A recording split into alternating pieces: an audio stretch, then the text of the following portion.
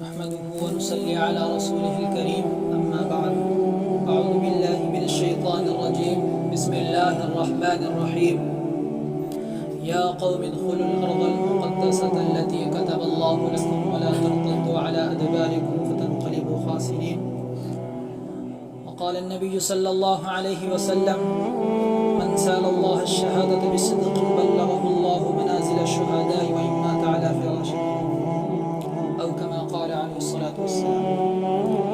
محترم سامعین کرام اور عزیز طلبہ،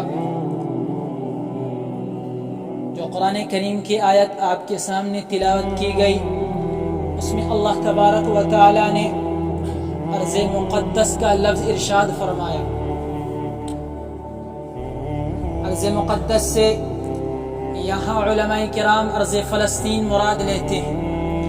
اور ارض مقدس اللہ تبارک و تعالی نے اس سرزمین کو کیوں کہا؟ اس لیے کہ بے شمار انبیاء کرام کا مدفن ہے. میرے عزیزو، آج جو ارض فلسطین پہ حالات آ رہے ہیں، اہل فلسطین پہ جو حالات آ رہے ہیں، وہ پردہ خفی میں نہیں ہیں، وہ تمام لوگوں کے سامنے آشنا ہو چکے.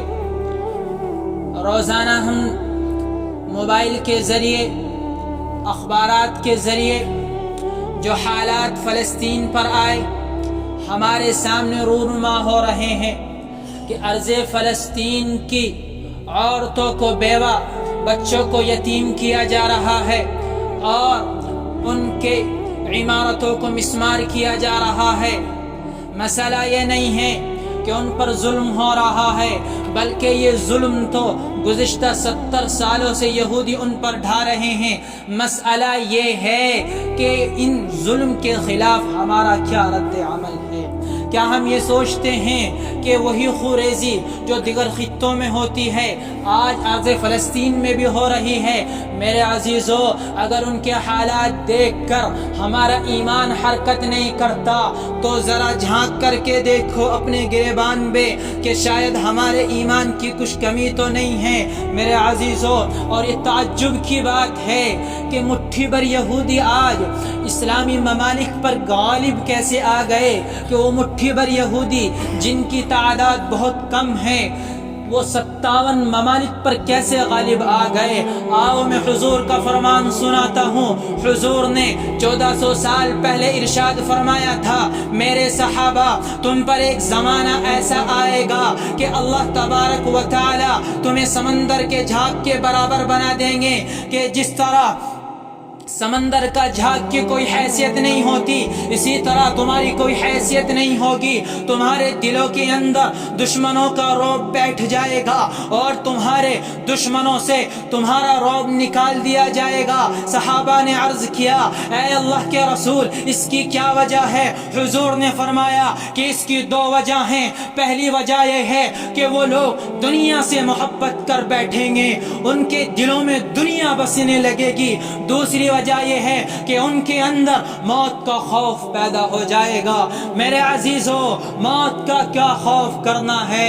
موت تو آئے گی. صحابہ والا ایمان لے کر، صحابہ جیسی بہادری اور ان جیسا جذبہ لے کر موت کے سامنے کھڑے ہو کر کے کہنا کہ موت تو ہمارے لیے ایک تحفہ ہے. میں آپ کو ایک صحابی کا واقعہ بتلاؤں.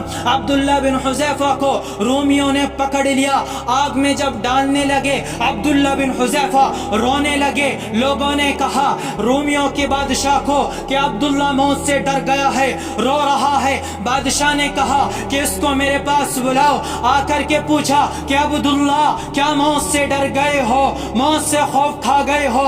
عبداللہ نے کہا، لوگو سنو دل سے، عبداللہ کیا کہتا ہے؟ موت تو ہمارے لیے ایک تحفہ ہے. موت سے نہیں ڈرا کہ پھر کیوں رو رہے ہو؟ کہتا ہے عبداللہ کہ رویا اس لیے ہوں کہ ابھی مجھ کو آگ میں ڈالا جائے گا، میں جل کر کے خاک ہو جاؤں گا۔ میری تمنا تھی کہ میرے جسم پر جتنے بال ہیں اتنی میری جانیں ہوتی اور ایک ایک کو اللہ کی راہ میں قربان کرتا جاتا، قربان کرتا جاتا۔ آج مرنے کا مزہ نہیں آتا، آج مرنے کا مزہ نہیں آتا کہ ایک موت ہے ابھی ختم ہو جائے گی۔ اس رومی بادشاہ نے کہا ارے تم کیسی قوم ہو، کیسی قوم ہو، جا میری پیشانی کو چوم اور میں تجھے آزاد کرتا ہوں۔ یہ وہ صحابہ تھے کہ جن کے دل کے اندر یہ جذبہ تھا۔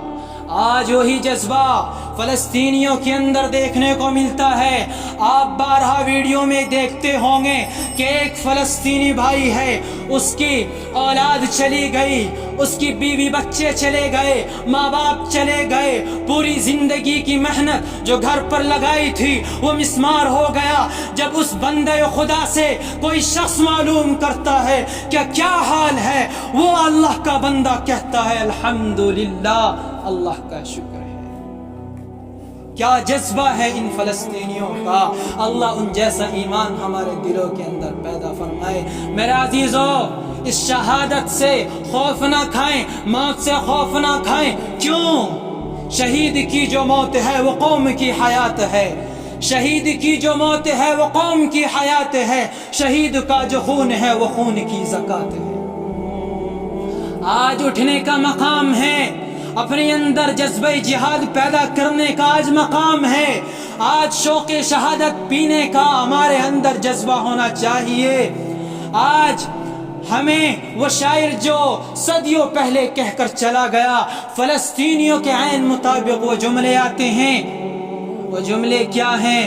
فنا فی اللہ کی تہ میں بقا کا راز مضمر ہے، جسے مرنا نہیں آتا اسے جینا نہیں آتا، جس کے اندر شوق شہادت نہیں اس کو جینے کا مزہ نہیں آتا، جسے مرنا نہیں آتا اسے جینا نہیں آتا۔ اور وہ مرد نہیں جو ڈر جائے حالات کے خونی منظر سے کہ ادھر سے میزائل گر رہے ہیں، ادھر سے بمباری ہو رہی ہے، وہ مسلمان نہیں جو ڈر جائے حالات کے خونی منظر سے۔ جس دور میں جینا مشکل ہو اس دور میں جینا مردی ہے۔ اور ہمارے جسم زخموں سے چور سہی، تم اپنے شکستہ تیر گنو، خود اہل ترکش بولیں گے یہ بازی کس نے ہاری ہے، یہ بازی حق کی بازی ہے، یہ بازی تم ہی ہارو گے۔